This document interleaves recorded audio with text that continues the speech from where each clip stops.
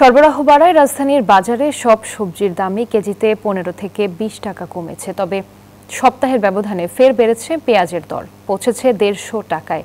এদিকে মাছের বাজারে আগুন, ডিম ও মুরগির দাম রয়েছে আগের মতোই।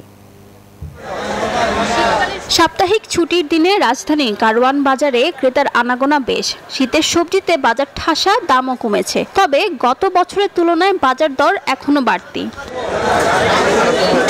শিমের কেজি 70 থেকে 80 টাকা, নতুন আলু 60, টমেটো, কাঁচামরিচ, গাজর, বরবটি ও মটরশুঁটি 80, মূলা ও পেঁপে 40 টাকা।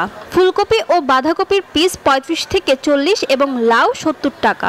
Bashundhara public school and college 2026 শিক্ষাবর্ষে ভর্তি চলছে। শীতের সবজি মনে করেন পাতাকপি, ফুলকপি, মূলা সম্পূর্ণ মানে আমদানি বেশি। গেছে সপ্তাহ থেকে 10 থেকে 20 টাকা কেজি কমছে, আরো কমবো সামনে দিয়ে, আরো নতুন আলু ভরপুর আসলে। ক্রেতারা বলছেন শীতের সবজির পর্যাপ্ত ফলন হওয়ায় দাম আরো কমানো প্রয়োজন।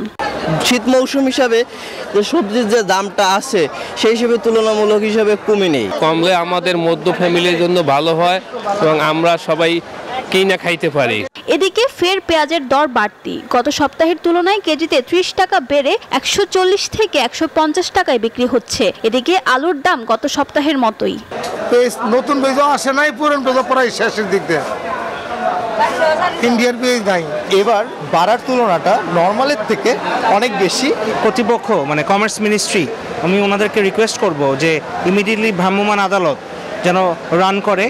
ডিম ও মুরগির দাম গত সপ্তাহের মতোই। ডিমের ডজন 110 টাকা, প্রতি কেজি ব্রয়লার মুরগি 150, সোনালী মুরগি 230 থেকে 250 টাকা।